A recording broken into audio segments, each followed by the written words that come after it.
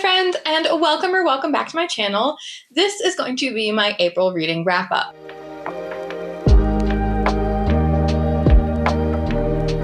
Now, in the month of April, I ended up reading 17 books, the majority of which I do own physically. However, a couple of them I did listen to on audiobook just for ease, and one of which I read on my brand new Kindle, which was very exciting. But without further ado, the first of the 17 books I picked up in the month of April was Say You'll Remember Me by Miss Abby Jimenez. Now, this was my most anticipated release of 2025, and unfortunately it didn't quite hit like the rest of her books have for me. And the big reason why I ended up rating this 3 stars instead of anything higher is because this book follows Xavier and Samantha. The two of them meet when she brings a ill kitten into his veterinary clinic. He ends up asking her out after apologizing for kind of being a bit of a grumpy butt. And they go on this wonderful, fabulous date, except the hang up here is that Samantha is moving across the country to California in order to help care for her mother, who is in early on-state dementia or Alzheimer's. Basically, she's having, memory difficulties, and it will only get worse from here. So she's moving home to help her family take care of her mother. And that kind of means that they are now long distance, and Samantha doesn't want to do long distance, and Xavier is kind of tied to their original town in Wisconsin, because he has just opened a veterinary practice there. And so his finances are kind of sunk into the practice. And even if he did a fire sale, he wouldn't make back what he invested. So the two of them are, pining for each other over the course of this book, making ill-advised attempts to get over each other or visit each other in order to get over each other. But I just didn't love the long distance aspect of this story. I felt like it was setting up one character to have to give up everything. And that's not something I love. Also, the two of them very much experience insta-love, or at least insta-lust. And that is also not a favorite of mine. So this ended up being a 3-star. Not a bad book by any means, just my least favorite of all of her works so far. And then from there, we went into Zodiac Academy by Carolyn Peckham and Suzanne Valenti.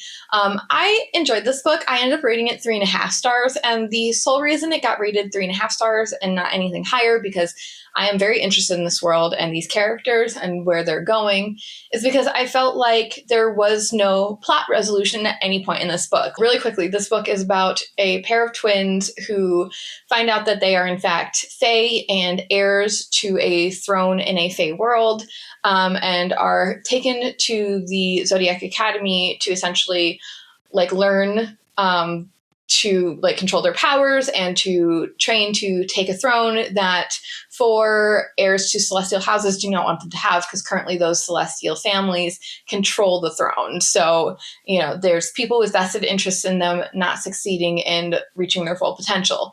So it is a bully romance, and that was basically what this entire book was these 4 guys bullying these 2 girls. And like I said, I wanted a actual plot resolution of something, and we didn't get it.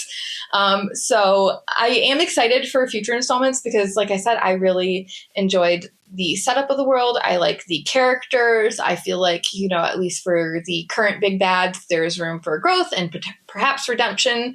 But for now, it's just a 3.5 because I feel like we didn't get anywhere in, 400 pages?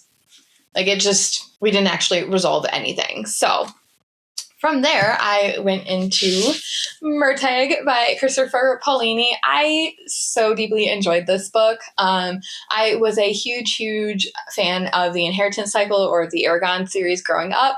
And so when I found out that he decided to write more in this world, I was thrilled. I ended up rating this book 4 stars, mostly because the pacing was just a little slow for me. Now, Christopher Paolini tends to write epic fantasies, long meandering fantasies, fantasies with side quests and all of that stuff. But I felt that even for him, this was a little slow paced. But if you're unfamiliar with the plot of this book, this follows Murtagh. He was a major side character in the Aragon series. And in this installment, he is essentially trying to achieve his redemption arc for the things that he did in the original quartet. So he is essentially traveling Alagasia, which is the world. He's traveling Alagasia looking for trouble, trying to solve mysteries, trying to address issues, not quite vigilante styled, but a little bit.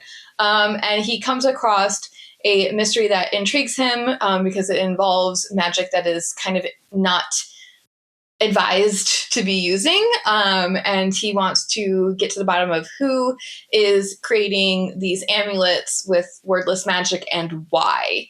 So very, very good. If you enjoyed the Inheritance Cycle, definitely absolutely pick this book up. And then from there, I read the third installment in the Ember Quartet, or, An Ember in the Ashes. This is a Reaper at the Gates. I ended up rating it 4.5 stars. I very much enjoy this entire series. I don't want to speak too much on what in general is going on here, because this is book number 3. But the original, the first book, the original book, follows Laia. Her house is raided by the Martial Empire, more specifically by a Mask, which is an elite soldier for the Empire. And her grandparents perish, and her brother is arrested. And she successfully runs away from the raid. And in her, journey to try and figure out where her life is going now that she essentially has no family, she comes across the rebellion that her brother was supposedly helping and strikes a deal with them. They are saying, hey, if you are willing to spy for us, we will help you break your brother out of prison. And so she is kind of inserted into the academy that trains marshals to spy on the commandant, which is the vicious and cruel head of the academy, who also happens to be Elias's mother. Elias is a Mask in training and our other main character. But this world is so much more than that. You find out much more backstory about forces that have been in the works for centuries. And, we get to follow these two as they get embroiled in a conflict that has been happening for much longer than they have been alive. And it is very cool, very politically heavy, and it will break your heart. From there, we had our first reread of the month, which was The Bridge Kingdom by Miss Danielle L. Jensen. I love this series. This is a 6-star series for me, a Roman Empire series for me. I just thoroughly enjoyed it. I binge read the books when I first discovered them and have been eagerly awaiting the 2 final installments, one of which has now come out, The Twisted Throne, and then the 6th book we're still waiting on. But this is a series of interconnected duets. So the first 2 books, The Bridge Kingdom and The Traitor Queen, follow Lara and Arin's story. The 2 of them are engaged via a treaty that was formed basically around the time that they were born between their 2 countries. Arin is the king of Ithacana, which is the titular Bridge Kingdom. It is a series of islands that connect the 2 major continents in this world. And so all commerce flows through Ithacana via the bridge, and therefore Ithacana is thought to be highly wealthy because they basically tax anything that travels through the bridge. And the reason that most merchants go through the bridge and not through the waters is because the storms will very easily wreck a ship. And so it's just the only way to guarantee the arrival of the goods is to go through the bridge. And so most people opt for the safe route. But that being said, Lara belongs to Meridrina, which is one of the kingdoms connecting to the bridge. And her father very much would like to take over Ithacana. And so Lara is essentially sent as a spy to be the undoing of Ithacana. And, in the meantime, she and Arin are trying to navigate an arranged marriage. So It is very exciting. I very much enjoyed it. This is, once again, a 5-star read. It was 5 stars the first time I read it, and it's still a 5-star now. And it's always nice when your 5 stars hold water, like when you still feel that they are 5 stars after rereading, because sometimes, it's like, did I get caught up in, the book, and now with like time and space, it's not that good? No, it's that good. So if you've not picked it up yet, absolutely read it. I know it's kind of been like on the periphery of like BookTube and Book Talk for a while, but absolutely pick it up if you have been thinking about it and have not gotten there yet. And then from there, we had a 5-star that was not a reread. I picked up The 7-Year Slip by Ashley Poston finally. And oh my gosh, it was so good. I binge read this in I think like 4 or 5 hours in one sitting, with the exception of I like forced myself to stop with like 100 pages left to give a halfway check-in in that video. But this book was great. So it follows Clementine and I think his name is pronounced Ian. It's Iwan. So, if I'm pronouncing that wrong, I'm so sorry. But Clementine, basically her aunt dies and leaves her this apartment. And growing up, her aunt has told her stories about how this apartment has like a time traveling component where it can like slip 7 years into the past. And how her aunt had one of her own great love stories by meeting someone through the 7-year slip. And she told Clementine before she passed away, the 2 rules of the apartment is don't wear your shoes in the apartment and don't fall in love in this apartment. So, Clementine ends up, inheriting this apartment, moving in and experiencing the 7-year slip. And when she meets Ian, initially she freaks the hell out, which is somewhat understandable. There's a stranger in your space, but also she's kind of unfair to him in the sense of like she's been told about this and he has written permission to be there, and she just tosses him out.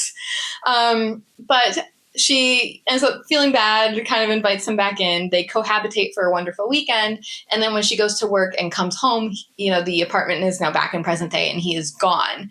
But the 2 of them also end up reconnecting in present day. And it's kind of funny because it's clear that he knows a bit more about how their relationship has progressed / ended / whatever than she does. So it kind of like is an interesting answer to like the question about like the Ouroboros of time travel of like, if you haven't traveled back yet, has this event even happened yet? Et cetera, et cetera, et cetera. But the 2 of them kind of keep meeting sporadically in the past, and then they are trying to negotiate a book deal in the present because Clementine works for a publishing house, and he is a celebrated chef who is shopping around for a publishing house for his cookbook. So very, very fun. I loved it. And, if you have not picked it up yet, you really should. It is delicious. And then from there, I accidentally kind of on purpose started a reread and picked up The Traitor Queen. I just had such a lovely time reading The Bridge Kingdom that I wanted to finish Lara and Aron's story arc. And so I picked up this book. I'm not going to talk too much about what happened in this book because obviously it is the second and final book in the duology. But just know that this was a 5-star book, and if I could rate it 6 stars, I absolutely would. As much as I love The Bridge Kingdom, this is where it's at. Like, this book is great. We get a little family reunion. We get a little heist. We get a little jailbreaking. It's great. It's fabulous. So if you, like I said, have not picked up this book, you really, really should, or at least pick up the first one so that you can pick up this one because it is so, so good. From there, I ended up picking up No Exit, which was a 3-star thriller for me. So this book follows Darby. She is essentially trying to race semi-across the country from Colorado to, I think it's Utah. She goes to college in Colorado, and she, just before the events of this book, finds out that her mom has cancer and is receiving a surgery in Utah. So she is trying to essentially race across the Rockies in order to be there at her mother's bedside, especially because they've had kind of a fraught relationship. And Darby has said some rather unkind things to her mother the last time they talked, and she doesn't want her mom to die with those being the last words exchanged between the 2 of them. But Darby ends up stuck in this rest stop in the mountains because she essentially gets snowed in. And she gets snowed in alongside 4 other people. And when she's out in the rest stop parking lot trying to get service in order to call her sister, who is with their mother, she spots a child locked in the back of the van, or a van in the parking lot. And so she's now trying to figure out who of, her unwitting companions is the kidnapper, and what they want with this child, and can she free this child, and protect the child and herself in the process. And this book, the setup is really interesting, and I liked Darby as a main character. She is not particularly likable, but I appreciate her complexity of character and her willingness to try and do the right thing in the face of a very, very stressful situation. But the backdrop of this book, the rest stop, is just boring. And that's kind of the nature of the book. And, it's unfortunate to say, but the rest stop even itself is not physically interesting. It's kind of described as a barn style building with a coffee stand and 2 bathrooms, and that's it. It's the setting itself is not interesting, which made a interesting contrast with the high stakes story, and I just wasn't in love with it. So 3 stars, but it was fun. And then from there, I read the 7.5 Deaths of Evelyn Hardcastle. I have very complicated feelings about this book. I ended up reading this book 2.5 stars, and that was such a bummer. This was the book that I was most excited for in the video that I read it in. But I can appreciate the writing, and I can appreciate, how Stuart Turton kind of structured the story to kind of bring us to this grand finale. But I just didn't care. I didn't enjoy our main character. And then the further in he gets to the book. Okay, sorry. Rewind. The premise of this book is our main character wakes up in the body of somebody else attending this house party. And he's essentially reliving the day over and over again in the body of a different host in an attempt to solve the mystery in this time loop, which is who kills Evelyn Hardcastle, which is the daughter of the people hosting this house party. But he's not, it's interesting because, he's in the body of somebody else, and some of his host's personality traits come through. So it's almost like you can't even say that you don't particularly care for him as a character, because some of the traits that are less than desirable are really his host, belong to his host. But the hosts themselves, they just get worse and worse and worse. There were some that were very interesting, but all of them had something less than savory about them. But I just couldn't bring myself to care about why we were trying to solve this mystery. And, it's just, this book is 700 pages.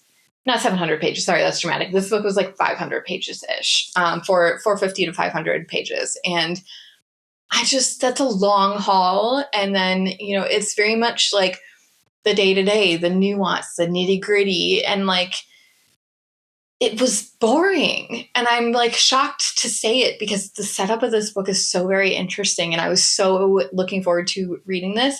And I know that it is an internet favorite, and it just didn't land with me. And I am so bummed to say that, because I was so excited about this book. But 2.5 stars. I'm not writing off Stuart Turton as an author. Like I said, enjoyed the language. I enjoyed the complexity of the plot. I can see why people like this book. It was just not a book for me. So from there, we picked up The Dutch House by Miss Ann Patchett. This is my first Ann Patchett book, and I enjoyed it. I think I ended up rating it 3.5 stars. But this follows the family who buys the titular Dutch house, more specifically Danny and Maeve, the children. But essentially their father makes his money in real estate, falls in love with this old property, this old estate that belonged to cigarette tycoons, and decides to essentially buy it from the bank, because the family who built and owned it previously ended up with no heir. And so when the last person passed away, it reverted to the bank, and Cyril decides to buy it. The father of this family decides to buy it. And the buying of this house leads to the breakdown of their family. Their mother, I'm not spoiling anything here really, because it happens in the first, we're told in the first 3 chapters, but their mother walks out because she just cannot handle the life that this house gives them. She's a very like, give the shirt off your back, help the poor type of person. And so to live in this house where like the dining room ceiling is gilded is just like too much for her. And she kind of comes and goes and comes and goes. But when it negatively affects the children, her like coming and going, she ends up deciding to stay away. And then their father remarries a woman who's really more in love with the house than with him. And then when their dad inevitably passes away, the like relationship with their stepmother has never been great. And so the events that follow kind of reflect that. And, you know, I did not love the stepmother in this book. But Ann Patchett wrote like a very human kind of conclusion to this story. But just know 3.5 stars. I enjoyed it. I can see why people like Ann Patchett's work. And I have 2 other books by her. So I am excited to eventually get to those. From there, I picked up a photo finish. So I will pop that up on the screen right here. But that was my first book in my monthly attempting to finish series I am in the middle of. And this is the second book in the Gold Rush Ranch series, and it follows Violet Eaton and Cole Harding. Violet is the sister of the brothers that we follow in the Chestnut Springs series, and Cole is the brother to the male main character from the first installment of the Gold Rush Ranch series. And I ended up reading this book 4 stars. I thoroughly enjoyed it. It did kind of help that it came off the back of our last 3 reads because that was kind of a rough vlog for me. But I thoroughly enjoyed it. The 2 of them have like a very interesting dynamic. They actually originally met online and initially formed more of a friendship. And then when things kind of crossed the line, Cole ends up basically lashing out / ghosting her. And she kind of takes it in stride, blocks him in return, and they move along with their lives until the end of the first book of the Gold Rush Ranch series, where she wins her race. And Cole, come to find out, is part owner of the ranch that she has been jockeying for. And so they meet again in the winner's circle. He indicates to her that he knows who she is, like her online persona, which she's very caught off guard by because she didn't really hide who she was, maybe her last name, but like, you know, not her face or her name, like her first name. And he doesn't really give her anything to work with. He never shows up on camera. He never sends her really a photo where his face is visible. So she is absolutely shooketh that essentially her boss's boss is the person who was kind of her online pen pal for a while. And then they go back to not talking for a year after he drops that bomb on her and walks away. And the 2 of them end up having to share a house for a little bit and kind of try to work through their issues and their differences and kind of why he freaked out and pushed her away at the first sign of like any serious emotional and physical intimacy between the 2 of them. But it was fun. I did mention in the video that I read the book that I did not love how Violet handled the 3rd act conflict. She gives him an ultimatum and a deadline, and I just felt like her approach lacked a little bit of empathy. Like she didn't really, I think, see it from his perspective. Not that, you know, he did have some stuff that he really needed to work through, but, you know, she could have approached the situation with more empathy, especially knowing that life has been seriously unkind to him. But from there, we picked up Her Radiant Curse by Elizabeth Lim. This is the prequel to the 6 Crimson Cranes series. Let me see. Yep. This is the prequel to this book, which is, I think, fairly popular on the internet. But this follows... So in 6 Crimson Cranes, Shiori and her brothers are cursed by their stepmother. And the story kind of unfolds as to why her stepmother did this and how they get out of this curse, if they can get out of this curse, all of that. But this follows the stepmother's early years and why she came to be the way she is and why she made the decisions she made in the duology. But it follows Chani and Vanna, who are a pair of sisters. Vanna is special. She kind of has a unique aura and a unique ability to like charm people, and Chani is kind of the ugly duckling. She was not always. When during the birth of Vanna, their mother really struggled through the labor, and her father decides to basically leave Chani out in the woods to this spirit, witch, demon entity in order to basically make a trade to sacrifice Chani for his wife's life. Parent of the year there. But Chani survives the encounter, and in return for her survival, the witch curses her face, and she ends up having a very serpent-like face moving forward. And it's kind of the story of, like, I guess, a pair of sisters. One is the beauty, one is the beast, and how they're trying to navigate the world and protect each other in their own ways. But I loved this book. Like I said, 3.5 stars. It did have its drawbacks, but I can appreciate a story about some good old sisterly love.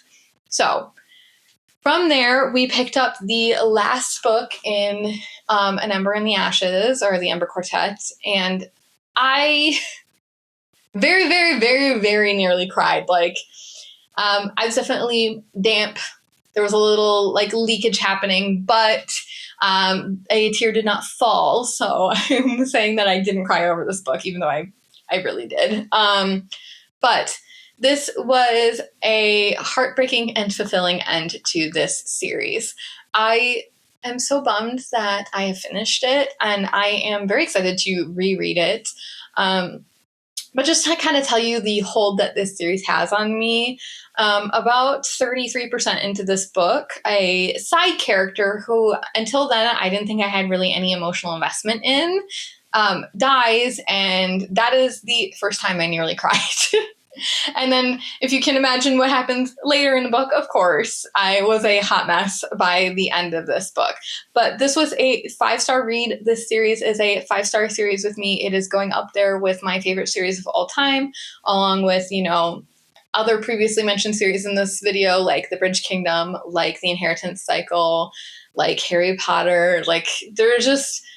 I so love this book, and I am happy that I got it before they changed the covers. I do like the old, like the new covers, but I just have nostalgia for these covers, so I am happy that I purchased them before they changed them over. So just know that where this book ends is definitely not where it started. The story expands, the world expands. It is just wonderful, and I enjoy pretty much every perspective we get in this book, even the perspectives of the antagonists. Like, we get some chapters from the antagonist perspective, and even that I thoroughly enjoyed. So, like I said, if you have not read this series and you are interested, please pick it up and then come back and talk to me about it, because I loved this series and I need to talk to somebody about it. And I have not succeeded in like bullying my sister into picking it up yet. So I need somebody to talk about this series with. But from there, I ended up picking up the Romance Book Club. I had a very interesting experience with this book. It held me in a absolute chokehold until like the last like 100 to 150 pages. And it's just bizarre because like initially it was very much like going a 5-star book way. And then I ended up rating it, I think 3.5 stars. I think I'm landing on 3.5. I was very much undecided between 3.5 and 4, but I think honestly, I'm going to go with 3.5. This book follows Gavin and Thea. We get both of their perspectives. They are a married couple 3 years into their marriage. He is a pro ball player. She is a stay-at-home mom. And the two of them experience something that leads to the breakdown of their marriage. And Thea tells him to get the hell out, and he goes ahead and does so. And he freaks out because, you know, he tries to win her back initially and is unsuccessful, and he does not want a divorce. He's absolutely opposed. He loves his wife. He loves his family. But he has not done what he needs to do to kind of nurture that relationship and be present in like a more than absent-minded kind of way. And so when his teammates and friends get wind of the breakdown of their marriage, they introduce him to their book club where they read essentially bodice rippers, which is hilarious because when I first introduced this book in the video where I read it, I thought that it was more of like the Pride and Prejudice kind of like historical reads. No, very much bodice rippers instead. But the guys are all like reading these books in kind of an effort to understand where their wives are coming from and what their wives may want from them and what they are essentially not fulfilling. And so Gavin kind of uses what he's learning from these books about women and relationships to essentially try and win Thea back. I think the reason that I did not love this book, now that I'm like having a chance to like fully articulate it and I've had some time to sit on it, is towards the end of this book, we finally have a moment where Thea needs to do some work on the relationship. Like Gavin does the work, follows up, tries to, prove himself and be there for her. And like, basically, like I said, he does the work to try and fix the relationship. And for the most part, Thea kind of just, doesn't actually actively participate beyond like reacting to his actions. But towards the end of this book, we finally get to a point where Thea kind of has to address her issues and her end and why this relationship broke down. But I feel like she did not, it kind of came from left field. Like, I'm not unappreciative of the fact that like she had to do some work too, but I feel like we didn't very much, like we kind of led into it, but it felt very abrupt. And so I did not love the fact that the book kind of felt like it went, forward, at the end. And the grand gestures felt very anticlimactic. So this ended up being a 3.5-star read. That's not to say that I didn't, like I said, love this book, at least in the beginning. It very much had me in a chokehold, but the ending just very much threw me out of this book. And then from there, we had our first DNF ever on this channel, and my first DNF like in life in general in a very, very long time. I usually don't DNF books. I am somebody that as long as I'm entertained, no matter how bad it is, like even if I objectively know that it's bad, as long as I'm entertained, I'm watching it, or reading it or whatever. And then the other thing is I like to see things through, and that urge usually outweighs my desire to just put it down. So it's very rare that I DNF, but in this case, I DNF'd The Pairing by Casey McQuiston, which breaks my heart.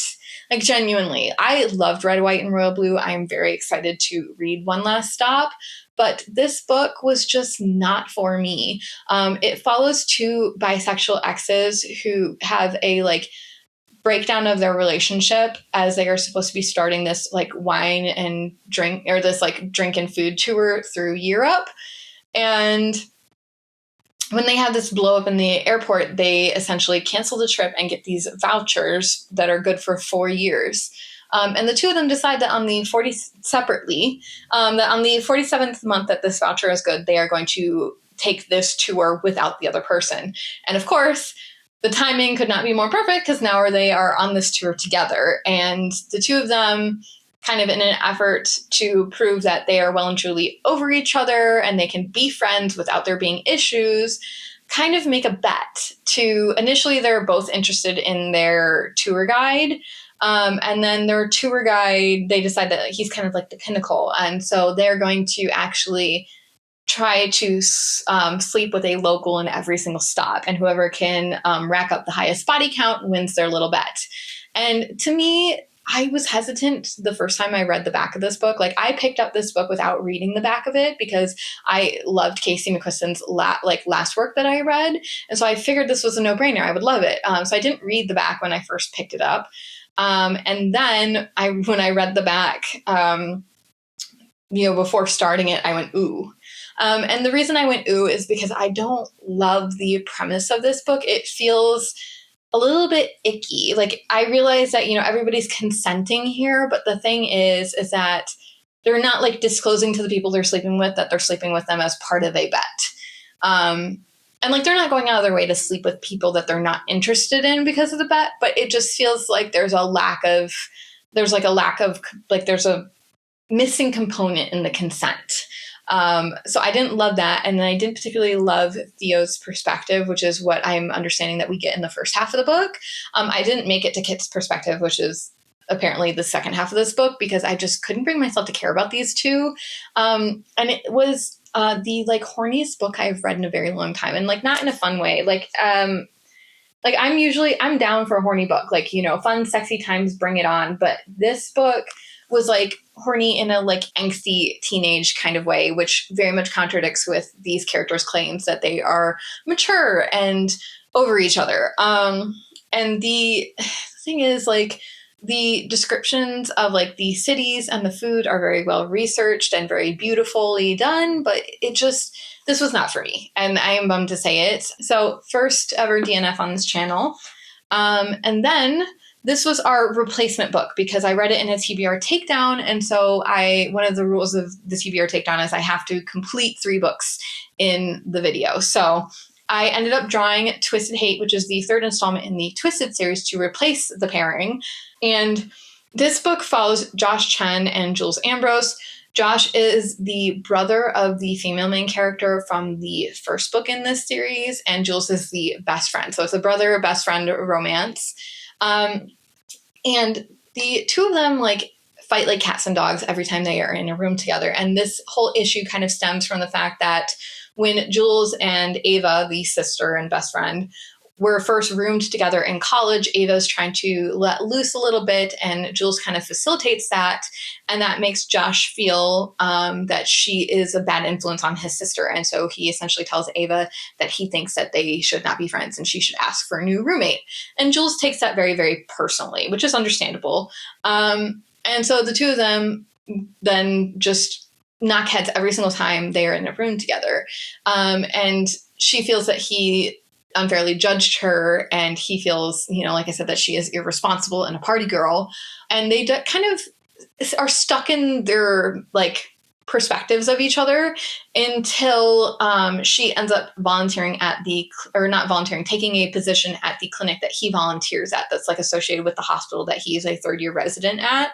But she needs a job to hold her over between taking the bar and when the bar results come out, because the law firm that she has a job lined up with will not allow an associate to work until the results are confirmed. And so she decides to like take a job at this clinic in order to help out with like their legal cases. And he, like I said, volunteers there. And so they essentially make a truce to play nice with each other at the clinic in order for their summer together to not be unbearable. And the things go from there. The two of them decide, hey, why don't we like hate hook up in an effort to like work out these unresolved feelings that we seem to have for each other. And of course that never ever goes to plan. And it's really good. It is very much an Anna Huang book. The plot is very predictable and a little bit outlandish, but I enjoyed it, and I ended up rating this book 4 stars. And then our last read for the month of April was Loath to Love You, which is a collection of novellas written by Ali Hazelwood. And I ended up rating this 3 stars. My conclusion about this book is that I prefer Ali Hazelwood, not on a speed run. Like I very much enjoy Ali Hazelwood's other books. I have not like read a single book from her that I'm like, oh God. But the reason that Ali Hazelwood very much writes a formula. You know, we have a small, tiny, petite, quirky, STEM feminist, usually some combination of those traits. Maybe 1 or 2 is left out, but in general, meets a highly intelligent, very, very large man who is grumpy. The two of them have a misunderstanding, and that gets in the way of them furthering their relationship. And then they have to work their issues out. So all 3 of these novellas followed that formula. And like I said, it's not bad, but I think I prefer Ali Hazelwood in long form just because it means that we get more of a, how should I put it?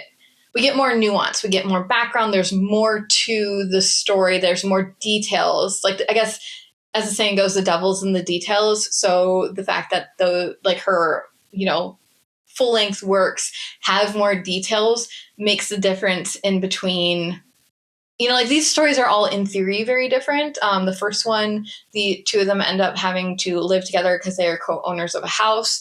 The second one, the two of them meet like through work-related stuff, and they end up trapped in an elevator together to work out their issues. And then the last pair are kind of also meet through professional means and work together at NASA. And she ends up going on an expedition that he deems too dangerous, not because of her skill set, but just in general too dangerous. And he ends up having to rescue her. So in theory, those all sound very different, but like I said, the plots followed the same formula, and I felt the same way about all three of them. So I just think I like Ellie Hazelwood better in long form. So with that being said, that is the 17th and final book that I read in the month of April. I guess you could say I read 16 books and DNF'd one, but I DNF'd it at almost halfway. I think it was like 150 some odd pages. So I'm kind of sort of counting it, kind of not. But it was a really good reading month, and I am happy to have gotten more read this month than I have previous months. I think the last 2 months I've read like 10, 12 books, somewhere in there. So I am happy to say that the count is going up. But if you enjoyed this video, please give it a thumbs up. If you would like to stick around for, future reads and future installments of reading wrap-ups, please subscribe. Either way, I appreciate you joining me. Bye!